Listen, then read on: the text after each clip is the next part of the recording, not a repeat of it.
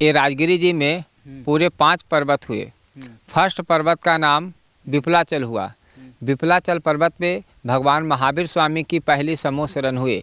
केवल ज्ञान प्राप्ति के 66वें दिन के बाद श्रावण कृष्ण पक्ष एकम के दिन उनके प्रथम शिष्य जो गौतम स्वामी गंधर थे, उनकी उपस्थिति में पहला उपदेश प्रवचन व्याख्यान हुआ। पहला पर्वत विपलाचल से ऊपर आने का रास्ता है रतनगिरी 2 नंबर की। ये रतनगिरी पर्वत में भीष्मा तीर्थंकर मुनि सुब्रत स्वामी भगवान की 4 कल्याणक हुए।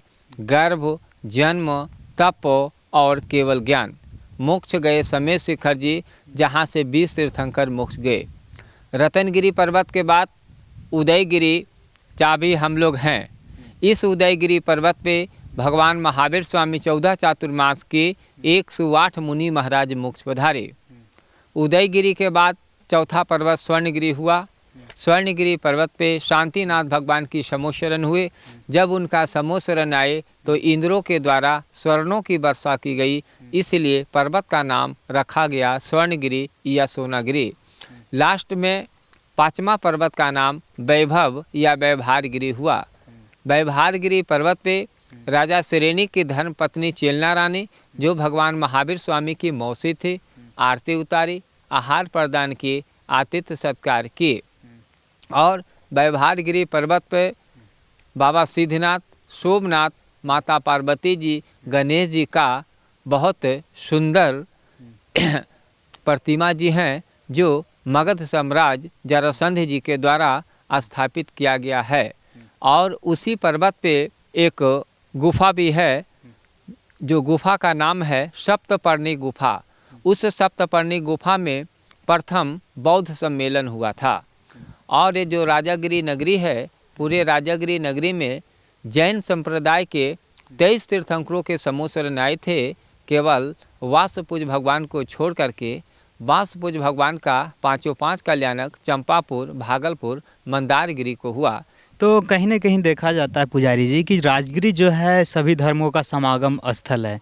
यहाँ पे सभी धर्मों का साक्ष्य मिल जाता है और एक तरीके से ये कह सकते हैं कि अंतर्राष्ट्रीय टूरिस्ट स्थल भी है। यहाँ पे कई राज्यों से, इस देश के राज्यों से ही नहीं बल्कि विदेशों से भी लोग आते हैं।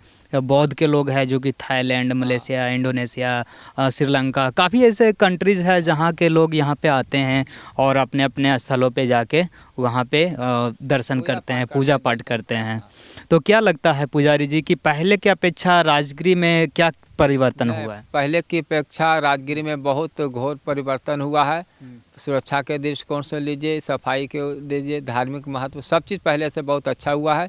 और पहले से जो पर्यटक यहाँ राजगिरी में आते हैं, स्वतंत्र रूप से अच्छा महसूस करते हुए पर्यटक स्थलों का भ्रमण करते हैं और आनंद उठाते हैं।